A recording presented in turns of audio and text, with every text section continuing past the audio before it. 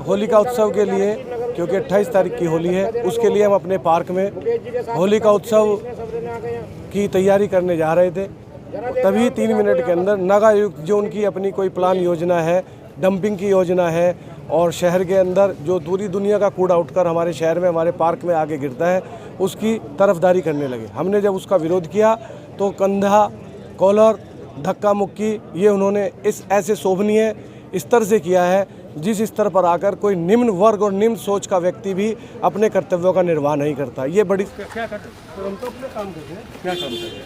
जो काम हमारा है, ये लीगल काम है। आप कैसे, आप हटाइए, लीगल है तो हटवाइए। आप अपने कर्मचारी तो हटवाइए ना, लीगल है ना, हटवाइए। ये देखो सर, हटाने से पहले देख लेना, ये पार्क है सारे, क्या पार्क है सारे, ये सब नक्शे हैं, ये हाई कोर्ट का है। अरे ये बात वही, अरे बाहर चलो,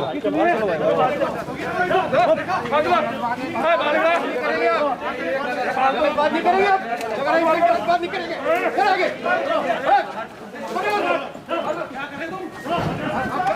हटो यार, हटो, कुछ काम का रास्ता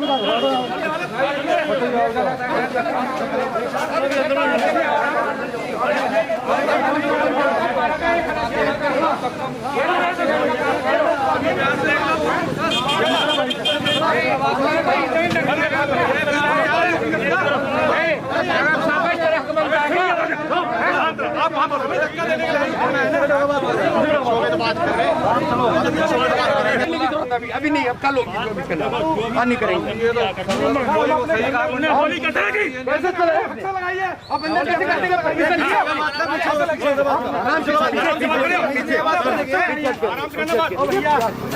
कोई बात नहीं, आराम शांत, कोई बात नहीं है, शांत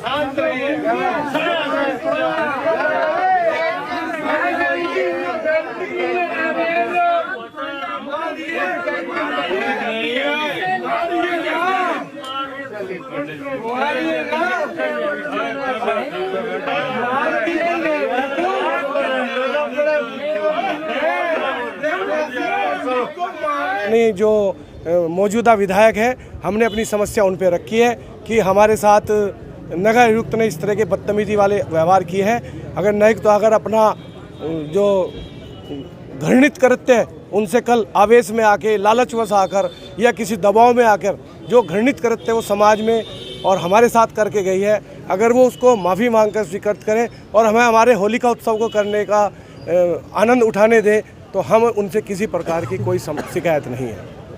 ठीक।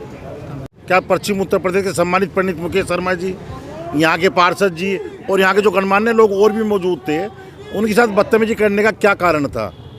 अगर कोई बातचीत चल रही थी तो बैठ के करी जा सकती थी, कोई कानूनी दांवपेच गलत था तब भी। पार्क ऑफिशियल पार्क है ये, जिसका ऑफिशियल ऑन रिकॉर्ड पार्क है, तो इसलिए यहाँ पे होलिका दहन के लिए ये लोग आए और निश्चित रूप से उस बात के लिए लोगों में रोष है। जब 2016 में इस बात को रोक दिया गया, अनऑफिशियली केवल सिंपल पेपर में आपने 20 साल के लिए दे दिया। आप किस तरह से देते? आपकी मिल्कियत नहीं है, नगर निगम की मिल्कियत नहीं है, किसी प्राइवेट संस्था को आप इस तरह से कैसे देने का काम करेंगे? और फिर स्मार्ट सिटी पे आपके पास माकूल पैसा है, कूड़े के निस्तारण के लिए आपको ज़मीन खरीदनी थी, उसमें आपने हीला हवाली की और आपने 2-2.5 साल क्यों लगा दिए हमें नहीं पता। परंतु अब जब ज़मीन खरीद ली गई तो कूड़े निस्तारण की व्यवस्था प्राथमिकता के आधार पर होनी चाहिए। कभी किसी के घर में, कभी किसी के आगे आप कूड़ा डालने का काम पूरे शहर का कर रहे हो। तमाम लोग आतंकित है, कभी कहीं आवाज़ उठती है, कभी कहीं आवाज़ उठती है। तो इस तरह से घनी आबादी में जब तरह तरह की बीमारियों का लोगों में दहशत में लोग रह रहे हों, ऐसी उस व्यवस्था में 2016 में बंद कर दी गई हो, तो मैं नहीं समझता कि इस बात की कोई आवश्यकता थी कि दोबारा से MRF सेंटर या खोलने का काम किया जाता। अभी आप लोगों की डिमांड क्या है? हमारी डिमांड है कि जो ये MRF सेंटर है यहाँ पे नहीं चलेगा। 2016 से ये बंद है, ये बंद रहेगा। ये पार्क के रूप में विकसित किया जाए। और दूसरे जो दुर्व्यवहार नगर निगम के अधिकारियों के द्वारा हुआ है, उन्हें खेद प्रकट करने चाहिए। लोगों का सम्मान रखने के लिए वो सरकार से तनख्वाह पाते हैं, इसलिए नहीं कि लोगों की आके बेइज्जती करने का काम किया जाए।